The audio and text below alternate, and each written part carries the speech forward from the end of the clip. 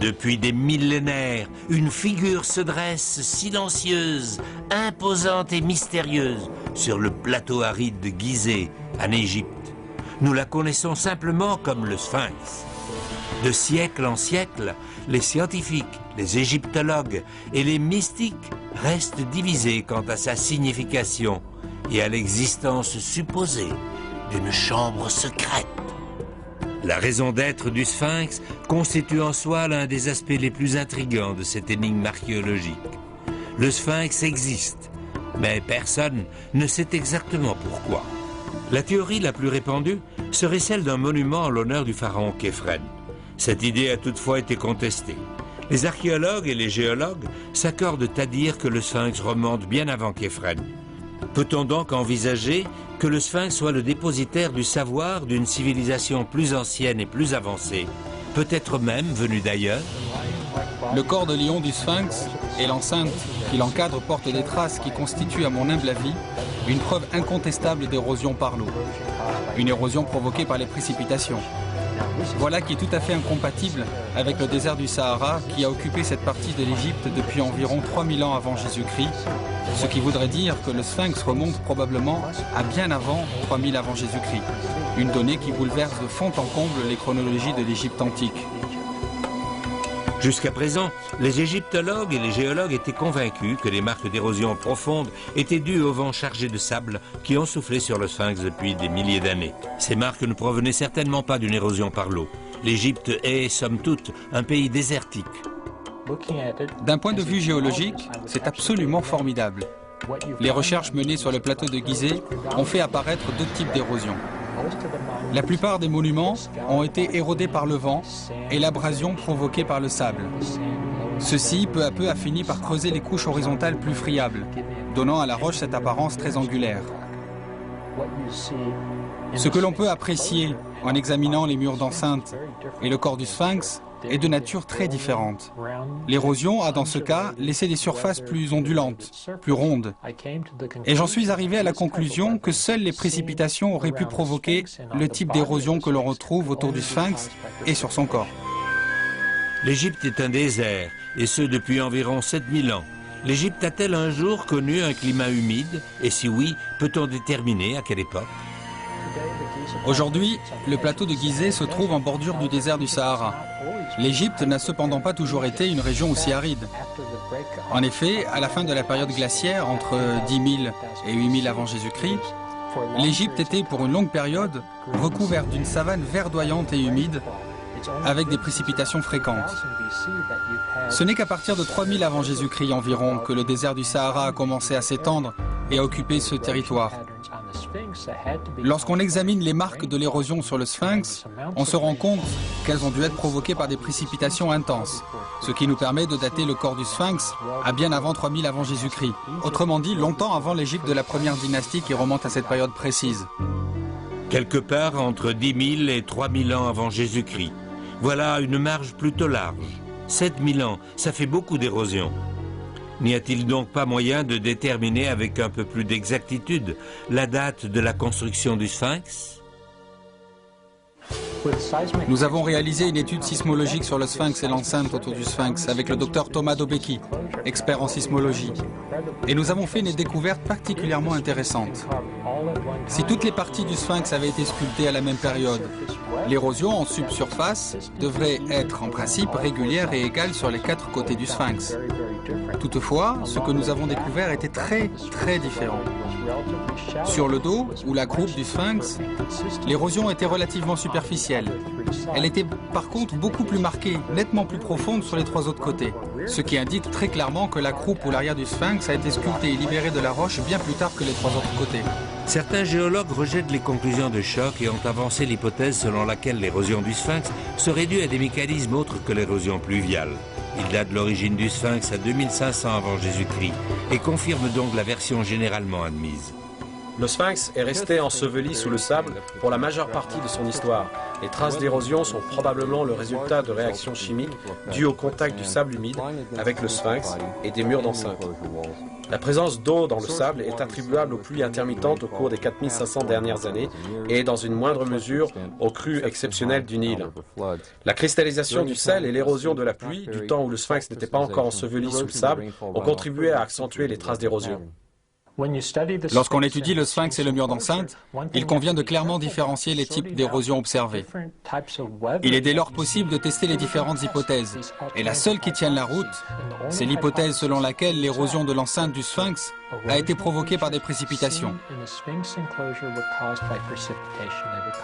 Elles ont été provoquées par des chutes de pluie et l'écoulement qui s'ensuit, et doivent donc dater d'avant 3000 avant Jésus-Christ. Mais si c'était vrai, il devrait y avoir d'autres structures à Gizeh présentant les mêmes traces d'érosion pluviale. John Anthony West, mon collègue, et moi-même avons découvert plusieurs structures qui semblent dater de la même période. Pour ne citer qu'un seul exemple, nous avons fait la découverte d'une série de tombes très intéressantes sur le plateau du Saqqara en Égypte. Celles-ci n'ont pas encore pu être datées avec exactitude, mais elles comportent des traces d'érosion très marquées qui nous laissent supposer qu'il s'agit de structures pré-dynastiques, datant de l'époque du Sphinx. Était-il donc techniquement possible de construire de telles structures à cette époque? Qui les a construites et pourquoi? Existe-t-il un autre moyen, une approche diamétralement opposée, permettant de déterminer l'âge exact du Sphinx? Les textes de l'Égypte antique font maintes fois référence à un âge doré lointain qui aurait existé avant leur temps. Une période qu'ils nomment Zep-Tepi, ou le premier temps. Zep-Tepi aurait marqué le début de l'ère du Lion, en 10 500 avant Jésus-Christ, à l'équinoxe du printemps de l'âge du Lion. C'est alors que la constellation du Lion se serait élevée jusqu'à se positionner dans l'axe du Soleil. On pouvait l'apercevoir plein est, en parfait alignement avec le grand sphinx d'Égypte. On pourrait dès lors imaginer que le sphinx a été construit pour contempler sa propre image à l'horizon, laquelle serait apparue en 10 500 avant Jésus-Christ. Platon était le tout premier à avoir évoqué le continent perdu de l'Atlantide, et pendant plusieurs siècles, son récit était la seule source d'information concernant cette ancienne légende. Platon reste aussi le seul à nous livrer des indices sur la façon dont l'Atlantide aurait été submergée par la mer et réduite à néant. Il existe cependant d'autres textes anciens faisant allusion à des chambres secrètes et des tunnels perdus sous le Sphinx et le plateau de Gizeh. Serait-ce par pure coïncidence que tous ces textes s'accordent à dire que ces événements aient eu lieu aux alentours de 10 000 ans avant Jésus-Christ? Il existe plusieurs sources antiques égyptiennes et autres faisant allusion à des chambres secrètes et à des passages souterrains enfouis sous le Sphinx et la pyramide de Gizeh. Parmi ces sources d'une grande valeur historique, il y a notamment le fameux papyrus de Westcar, datant de la 4e dynastie pharaonique, lequel fait référence à un sage dénommé Djeddah, évoquant ce qu'il nomme les chambres sacrées du livre de Thoth. D'après la légende, Djeddah aurait conduit le pharaon Khéops, ou Khufu, à l'emplacement où se trouvaient cachées des clés permettant d'accéder aux archives secrètes où étaient conservés les manuscrits. L'historien grec Hérodote, dans un texte datant de 443 avant Jésus-Christ, suite à son périple égyptien, évoque la présence sous la pyramide et bien au-delà de celle-ci d'un immense dédale souterrain qui mènerait à l'intérieur de la pyramide. Il va sans dire que d'après ce qu'affirment Platon et d'autres écrivains de l'Antiquité, il y avait effectivement une civilisation beaucoup plus ancienne que l'Égypte et qui l'aurait en fait précédée de plusieurs milliers d'années. La question est restée inexplorée jusqu'à l'ère moderne, lorsqu'un récit fantastique de l'Atlantide a vu le jour. D'après cette version des temps modernes, lorsque l'Atlantide fut détruite aux environs de 10 500 avant Jésus-Christ, une poignée de survivants aurait voyagé vers l'Orient et seraient arrivés en Égypte. Ils auraient amené avec eux des manuscrits historiques et des objets qu'ils auraient entreposés dans une chambre secrète appelée la salle des annales de l'Atlantide. Cette salle se situerait quelque part entre le Sphinx et la rivière à l'est. Le soleil émergeant projetterait son ombre exactement entre les pattes du Sphinx. Il n'y aurait pas nécessairement de corrélation géométrique entre cette salle et les pyramides ou temples environnants. L'Égypte s'ouvre à nous comme un véritable recueil de mystères déclinés à l'infini. Si l'érosion mesurable du Sphinx est antérieure à tous les autres monuments de pierre en Égypte, Alors que l'ouvrage apparaît nettement plus avancé que ceux de la 4e dynastie, cela ne prouve-t-il pas l'existence d'une civilisation avancée, longtemps avant l'avènement de l'Égypte? Détient-on des preuves concluantes appuyant l'hypothèse d'une civilisation ancienne disparue? Le gouvernement égyptien tenterait-il de faire disparaître ces preuves? Existe-t-il une chambre secrète inconnue, à proximité, voire sous le Sphinx, une chambre qui renferme un savoir et une sagesse qu'ils veulent à tout prix nous empêcher de découvrir? Il ne nous reste plus qu'à poursuivre ce voyage fantastique. L'archéologie est une science qui tente de mettre en valeur le présent en éclairant le passé, tel qu'il est démontré par les nombreuses découvertes de nos jours. Mais que faire pour distinguer le mythe de l'histoire alors qu'il ne nous reste que des légendes? La légende nous dit que la salle des archives existe si on peut la retrouver, ce que les archéologues ont jusqu'ici été incapables de faire. Thoth est le nom du dieu égyptien qui était le gardien des annales des temps anciens. Il est dit que ces écrits ont été entreposés dans une chambre secrète. Ce qui a poussé les chasseurs de trésors, en quête d'or, à pénétrer de force dans plusieurs des pyramides. À l'heure actuelle, ce n'est plus l'or qui nous intéresse, mais plutôt la recherche du passé. Et c'est pourquoi nous recourons désormais à une technologie de pointe plutôt qu'à la force brutale. En 91, Robert Schoch et John West se sont rendus sur le plateau de Gizeh en compagnie du sismologue Thomas Dobeki, dans le but de déterminer l'âge du Sphinx par l'application de techniques sismologiques. Bien qu'il ne s'agisse pas de l'objet principal de mes recherches géologiques, le travail sismologique que nous avons réalisé avec Tom Dobeki a produit des résultats très intéressants. Ce que l'on voit ici a tout l'air d'être une structure artificielle ou sculptée par l'homme, une sorte de chambre sous la patte gauche du Sphinx.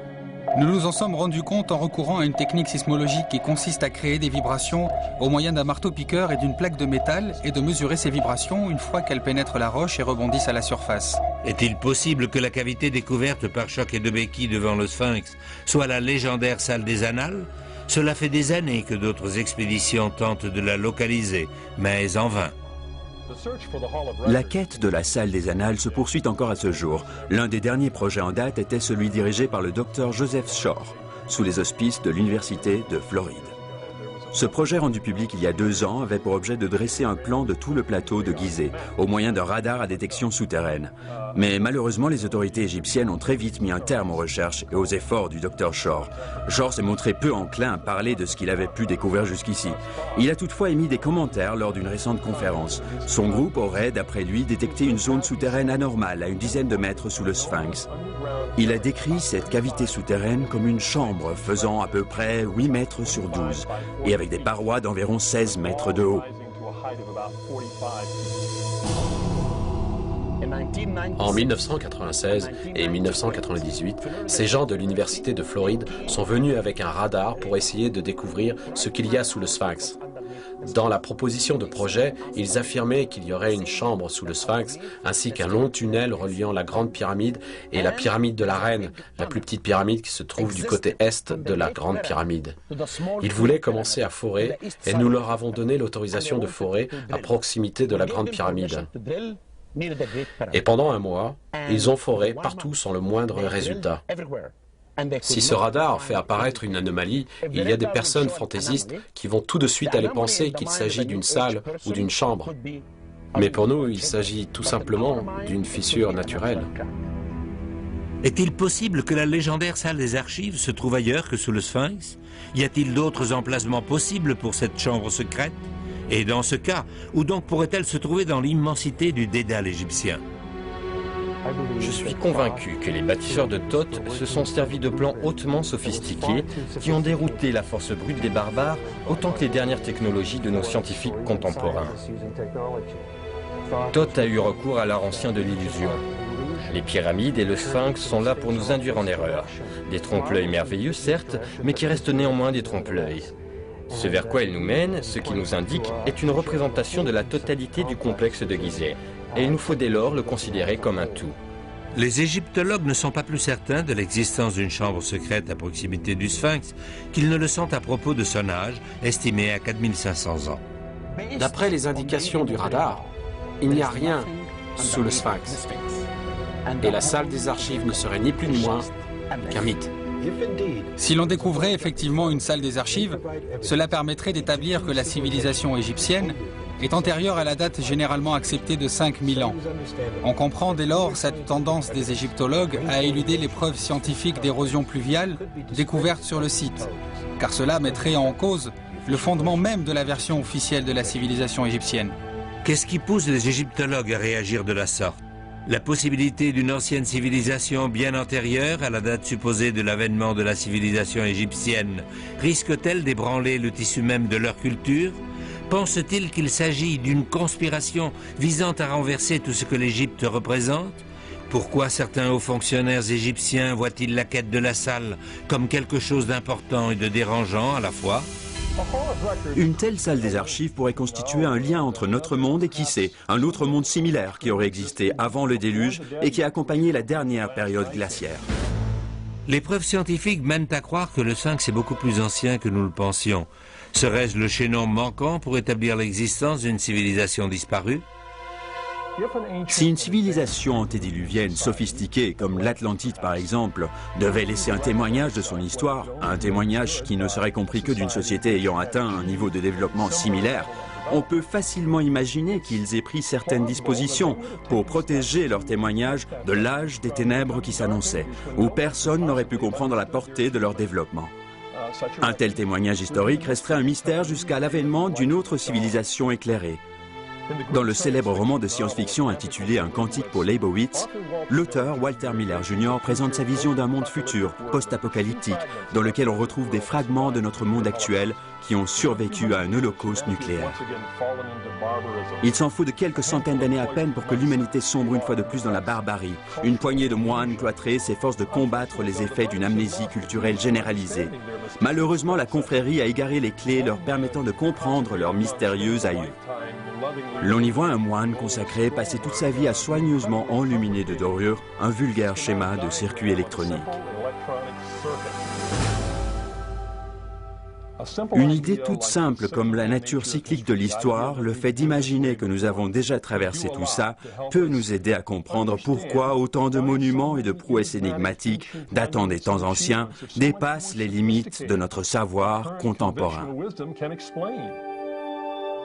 Est-il possible que nous soyons dans la même situation que le moine en train de décorer de dorure un schéma insignifiant? Ou y a-t-il réellement quelque chose d'une valeur inestimable caché au fond de ce caveau mystérieux? Le fait est que le gouvernement égyptien semble faire tout ce qui est en son pouvoir pour entraver ou empêcher la découverte de la chambre secrète. Mais en admettant qu'une telle chambre secrète existe quelque part sous le plateau de Gizeh, pourquoi les chercheurs et les explorateurs montrent-ils donc autant d'acharnement à la tâche? Et si c'était juste une autre chambre vide? Il est fort possible qu'une civilisation très ancienne et très sage ait pu présager l'arrivée d'un âge des ténèbres qui durerait plusieurs millénaires et pris ses dispositions pour laisser à la postérité un message, une espèce de capsule témoin qui serait à même de survivre la longue période entre la fin de son ère et une ère future qui atteindrait un niveau de développement similaire. Et si c'est le cas, on peut difficilement exagérer l'importance d'un tel message.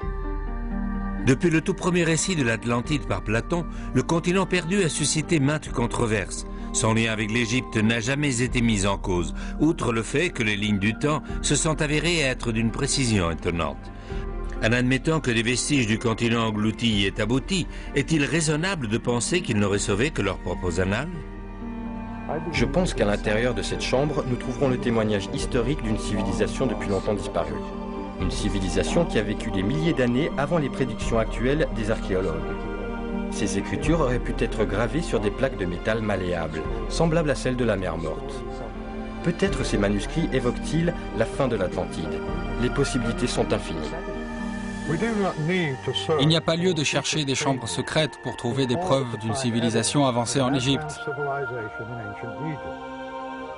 Il n'y a pas lieu non plus d'en attribuer la création à un peuple venu d'ailleurs. Les preuves sont là, droit devant nos yeux, sur le plateau de Gizeh et dans d'autres régions d'Égypte. Le savoir de cette civilisation ancienne est transmis par la tradition orale des populations indigènes d'Égypte. Lorsqu'on examine la boîte à outils dont les anciens Égyptiens se seraient soi-disant servis pour créer ces objets fantastiques, nous ne trouvons rien qui puisse les expliquer. Ils sont incapables de créer ces contours minutieux, ces surfaces lisses et extrêmement précises. Le docteur Abdel Hakim Ayhan est à la fois un égyptologue formé en Occident et un gardien de la sagesse tribale transmise de génération en génération depuis des siècles au sein de sa tribu indigène. Le sphinx a été sculpté dans une roche naturelle. Et même avant qu'il ne fût sculpté, les gens venaient ici pour puiser les ondes positives que dégageait ce rocher. Et d'après notre tradition, ce rituel autour des ondes positives a commencé il y a près de 56 000 ans. Mais même s'il est vrai que le sphinx a commencé par n'être qu'un affleurement naturel de roches calcaires, un endroit recelant un pouvoir naturel mystérieux, quand, comment et surtout pourquoi ce rocher a été sculpté sous la forme que nous lui connaissons actuellement? Le sphinx a été sculpté en 3 étapes. D'abord la tête, puis l'avant et finalement l'arrière. Dans l'ensemble, il a probablement fallu une trentaine d'années pour sculpter le sphinx à partir de la roche. Il a fallu déplacer des blocs de roche calcaire pesant plus de 80 tonnes chacun pour sculpter le sphinx. Et ces blocs ont ensuite servi à la construction du temple. Revenons un instant à la boîte à outils égyptienne qui aurait servi à lever et déplacer ces masses. On y trouve des cordes, des rampes, des leviers, une main-d'œuvre énorme et une quantité immense de temps. Étaient-ce vraiment les seuls outils dont on disposait pour la construction du sphinx et de son temple? Nous pensons qu'ils aient pu recourir à des techniques d'ultrasons pour sculpter le sphinx, outre une sorte de système antigravité servant au levage et au déplacement des blocs. Un dispositif ancien qui servait à créer une vibration sonore, laquelle produisait à son tour un champ électromagnétique à même de neutraliser la force de gravité. Ce disque à ultrasons, manipulé par un artisan qualifié, a servi à construire les enceintes. C'est à croire que la recherche moderne a généré davantage de questions que de réponses. Et l'énigme du sphinx, pour paraphraser Winston Churchill, reste voilée dans son mystère. Existe-t-il une chambre secrète appelée la salle des annales et qui serait la gardienne de l'histoire et de la sagesse des âges? Il est possible qu'un événement ou une circonstance imprévue finisse par nous livrer les secrets du sphinx. Entre-temps, les chercheurs continuent à fouiller le désert de fond en comble en quête de réponses. Mais le sphinx maintient son silence tel qu'il l'a fait depuis des millénaires. L'homme a quant à lui toujours été de nature sensible, plus expressive et ouverte que le sphinx. Peut-on découvrir l'origine du langage? La caractéristique la plus utile et la plus définissante de l'être humain? D'après la Bible, toutes nos langues sont issues d'un incident unique, la destruction de la tour de Babel. Dans le monde actuel, des échanges commerciaux multinationaux, les services de traduction coûtent aux nations plus d'1/4 de milliard d'euros par an. Même dans des régions aussi anciennes et étroitement soudées, comme l'actuelle Union européenne, la répercussion de toute la confusion attribuée à la destruction de la légendaire tour de Babel peut se chiffrer en milliards d'euros. D'après la Bible, il fut un temps où tout le monde parlait la même langue et tout le monde était de la même race. Et toutes les langues et les races du monde ont vu le jour à un endroit et à un moment donné de l'histoire, dès l'instant de la destruction cataclysmique de la tour de Babel. Mais une telle tour a-t-elle réellement été construite telle qu'il est décrit dans la Bible? Ou plutôt, Dieu l'a-t-il vraiment détruite et dispersé tous ses habitants aux 4 coins de la terre? Les ruines de la tour n'ont-elles jamais été retrouvées par les archéologues? Et ce dictateur des temps modernes aurait-il machiné un plan sinistre pour sa reconstruction?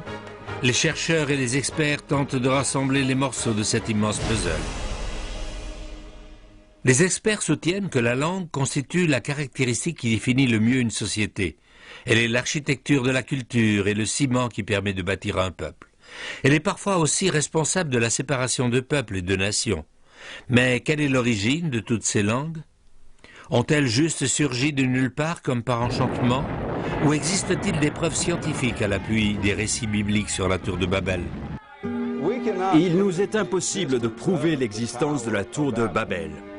Elle a réellement existé, mais la tour et la ville de Babel sont actuellement en cours de reconstruction dans le cadre d'un projet commandité par l'un des dictateurs les plus dangereux. Une personne cultivée ne peut adhérer à l'histoire de la tour de Babel en tant que fait historique, ni à l'hypothèse selon laquelle toutes les races et langues de la Terre ont surgi de cette petite étendue de territoire en Mésopotamie. Le récit biblique de Babel concorde parfaitement avec toutes les preuves que l'on peut trouver. Démentir ce fait relèverait de la fantaisie et de la spéculation. En réalité, l'explication donnée de l'émergence des langues et des races au départ de la tour de Babel peut aisément être démontrée par l'archéologie, la linguistique et la génétique. D'après les écrits sumériens, les temples tours de Mésopotamie servaient à communiquer avec les anciens astronautes, ou les dieux. Je pense effectivement que la tour aurait été destinée à la communication, mais non pas avec de soi-disant astronautes, mais plutôt avec le monde spirituel des démons et des anges déchus. Comme vous pouvez le constater, ce ne sont pas les avis qui manquent à ce sujet. Ce qu'il y a, par contre, c'est un manque considérable de consensus. Où se situait la tour? Le nom de Babel fait-il référence à l'ancien nom de Babylone? La tour a-t-elle été complètement détruite ou devrait-on pouvoir en retrouver des traces? Ou s'agit-il tout simplement d'un mythe religieux de A à Z? Commençons par examiner le récit tel qu'il est raconté dans les livres d'histoire. Dieu était très mécontent de ce que les gens étaient devenus. D'après la Bible, la vilainie sous toutes ses formes était à l'ordre du jour. Dieu a donc ordonné à un homme appelé Noé de construire une arche. Seuls Noé et sa famille seraient épargnés des flots dévastateurs du déluge qui provoqueraient la destruction du monde. Une fois que les eaux du déluge se sont retirées, l'arche est venue s'échouer sur le mont Ararat. Et Noé et sa famille sont descendus de la montagne pour commencer une nouvelle vie. Il va sans dire que si les survivants du déluge étaient tous d'une même famille, ils devraient tous parler la même langue. Dieu leur avait donné des instructions précises. Ils ne pouvaient surtout pas rester sur place et devaient parcourir le monde pour repeupler la terre. Mais au lieu de ça, ils ont choisi de s'installer dans une plaine fertile située entre le Tigre et l'Euphrate. Cependant, lorsque les descendants de Noé ont commencé à construire une tour vers le ciel, Dieu a décidé de les disperser une fois pour toutes. Cette version biblique de l'histoire de Babel constitue-t-elle un fait ou une fiction? En admettant qu'une tour avait bel et bien été construite, sait-on avec certitude par qui et pourquoi? Y a-t-il la moindre probabilité que toutes les races et les langues du monde aient surgi ici, en ce lieu unique? Quels événements auraient-ils pu expliquer une entreprise d'une telle envergure dans ce que la Bible appelle la plaine de Shinar? La Bible nous dit que le roi Nimrod était un grand chasseur et un bâtisseur de villes dans ce qui est actuellement l'Irak. Mais le récit biblique ne fournit aucun indice spécifique, ce qui nous place devant une double interrogative. Peut-on trouver une tour de Babel? Peut-on rattacher l'origine des races et des langues à la destruction de la dite tour? La Bible garde le silence sur les événements quotidiens qui auraient pu avoir lieu durant la construction de la tour. Nous pouvons toutefois faire des suppositions quant aux événements qui se seraient déroulés sous le règne de Nimrod. Ô puissant roi Nimrod! Écoute ce que j'ai à te dire. Le Dieu des ancêtres de nos ancêtres nous a mis en garde. Allez! Allez construire de nouvelles nations. N'en restez point ici pour contrarier Dieu. Sa colère peut-elle déclencher un autre déluge? Bon, quel est le motif de ton grief, vizir? Ce n'est pas un grief, Majesté. Ce que ce vieux mendiant crie dans la rue fait déjà écho à ce qu'on dit dans certains milieux. Bien, mais dis-moi qui est ce dieu? Quel est son nom? Il n'est pas difficile d'imaginer un roi hautain, peu enclin à renoncer à toutes les richesses amassées au fil des générations qui se sont succédées depuis la survie de Noé et de ses enfants grâce à l'arche. D'aucuns reléguaient déjà le récit du déluge au domaine du mythe et de la légende, alors que d'autres y voyaient une occasion d'amasser une énorme fortune à leur fin personnelle. Pendant des siècles, les sceptiques ont mis en cause l'exactitude de la Bible en ce qui concerne le récit de la tour de Babel, essentiellement parce qu'ils contestaient l'existence même de la plaine de Shinar, telle qu'elle est évoquée dans la Bible. Finalement, les érudits ont fini par céder face aux nouvelles découvertes. Depuis des siècles, les intellectuels et les étudiants de la Bible ont remis en question l'emplacement géographique et jusqu'à l'existence même de la plaine de Shinar.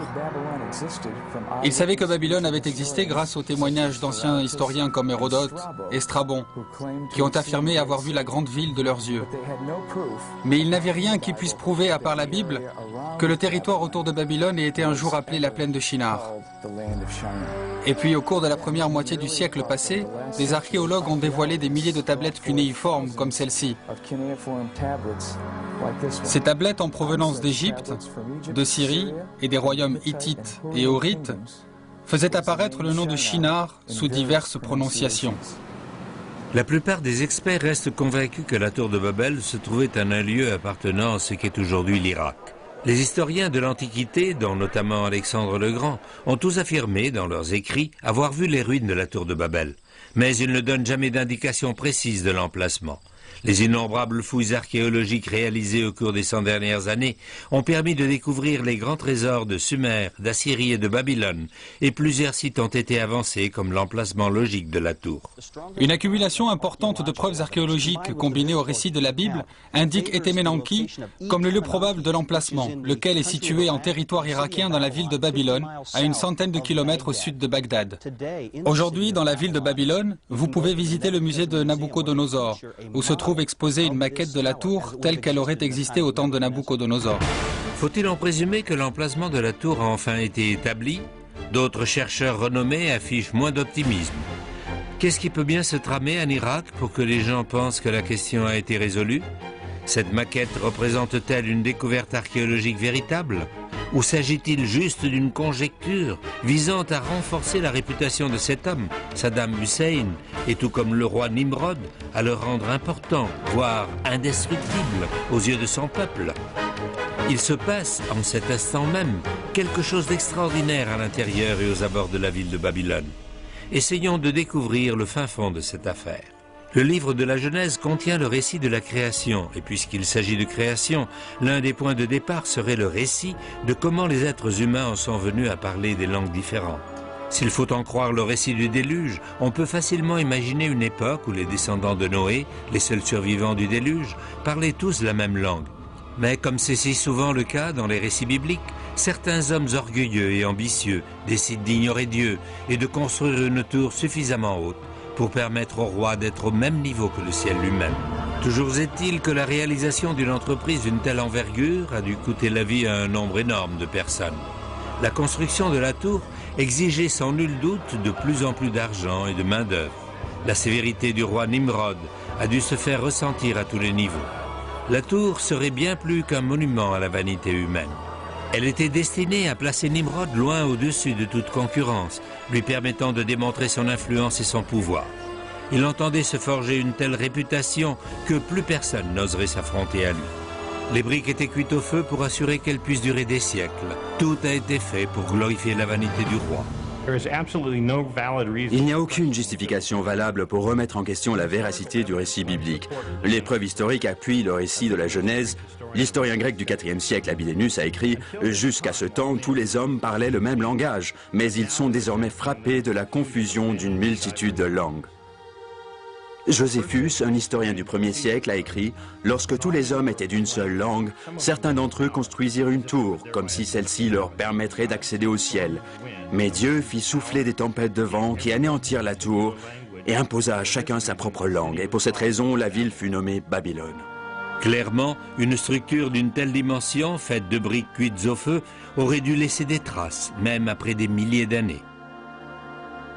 Les preuves archéologiques sous forme de tablettes cunéiformes et de reliefs trouvés sur des restes de plateaux et d'urnes établissent l'existence de la tour de Babel en dehors du récit biblique.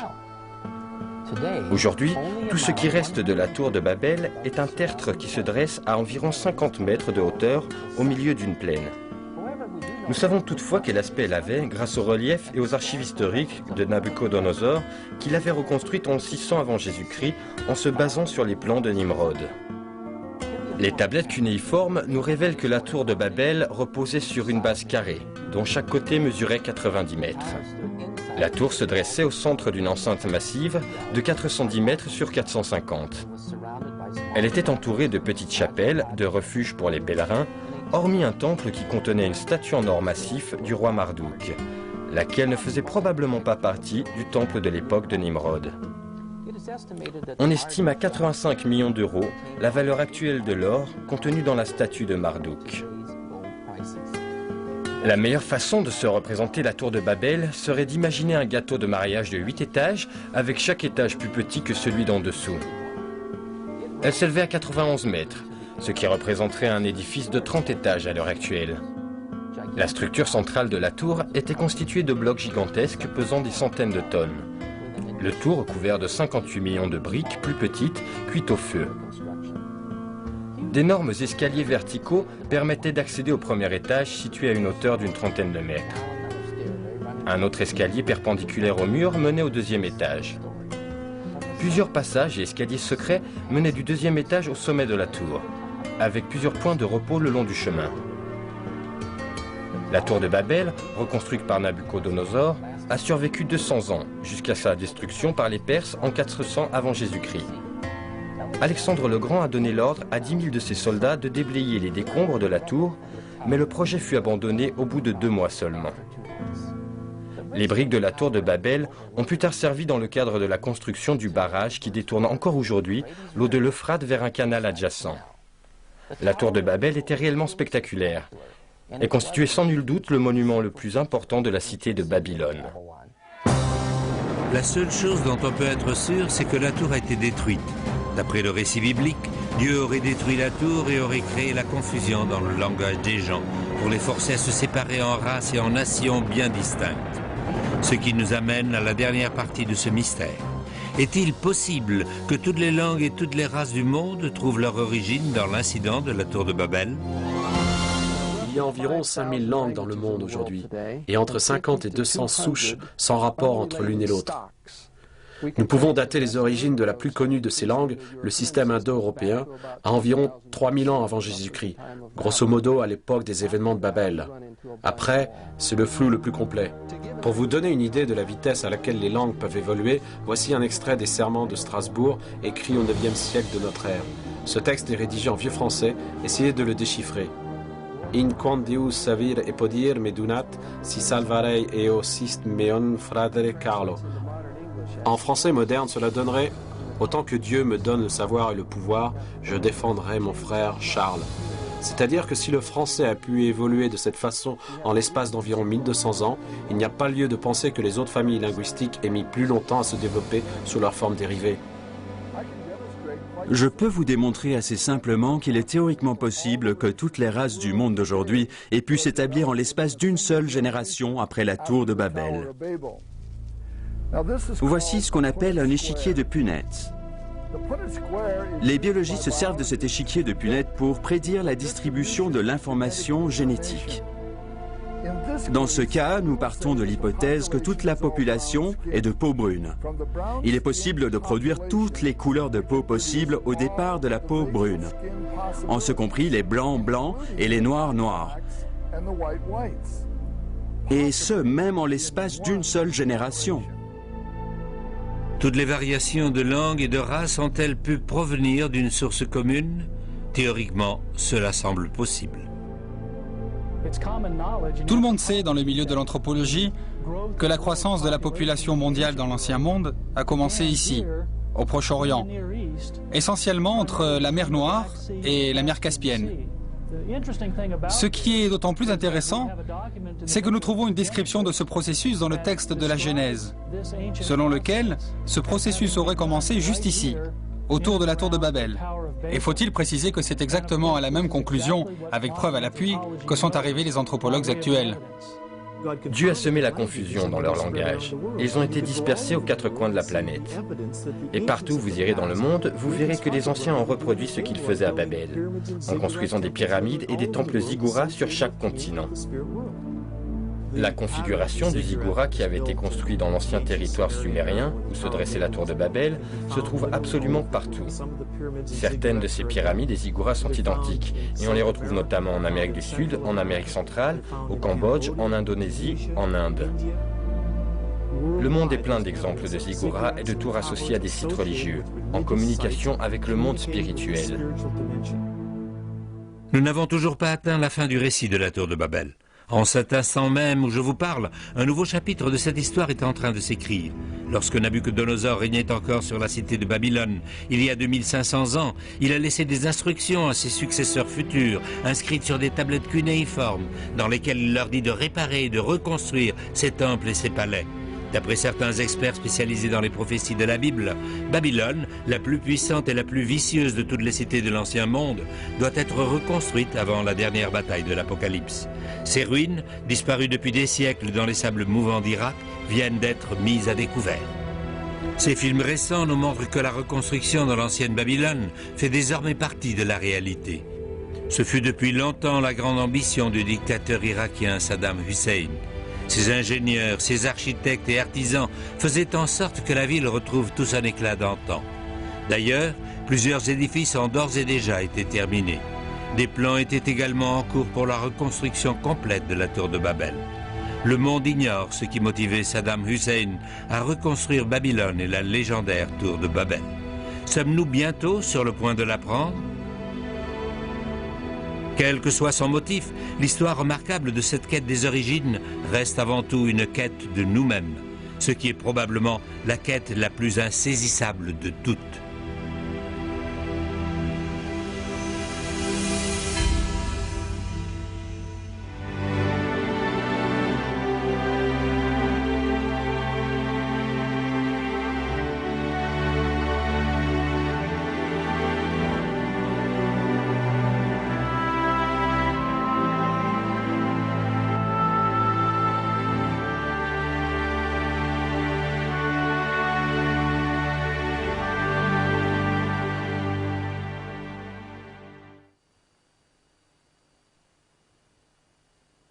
Truly the first time that you see the Sphinx and the pyramids silhouetted against the skyline, it's just an incredible sight. It takes your breath away.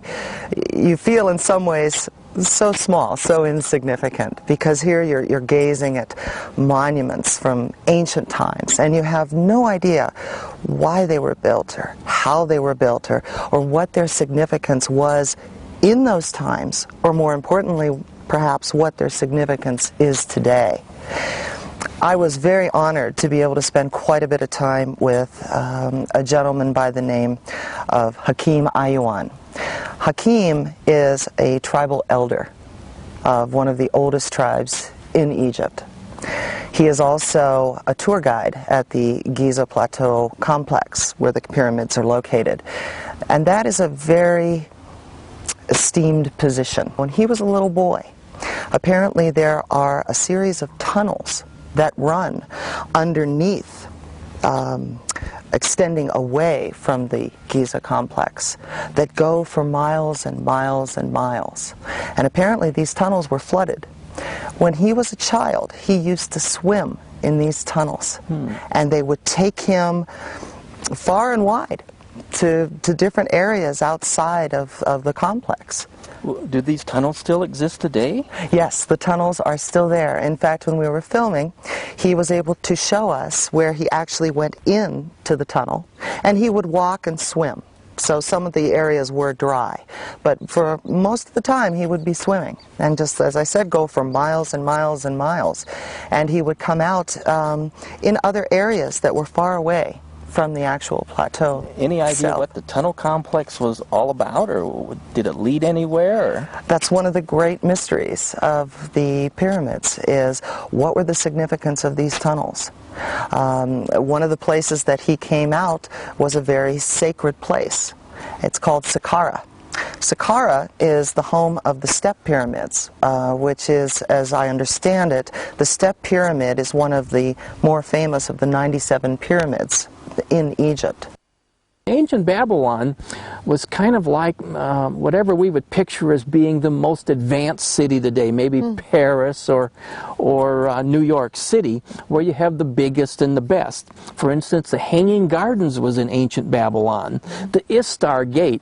If you were going to go to see something in the ancient world, the trip of your life, it would be go to ancient Babylon and see the Tower of Babel, to see the Istar Gate, the the big fortress, and the Hanging Gardens. Many of these things were ancient wonders of the world.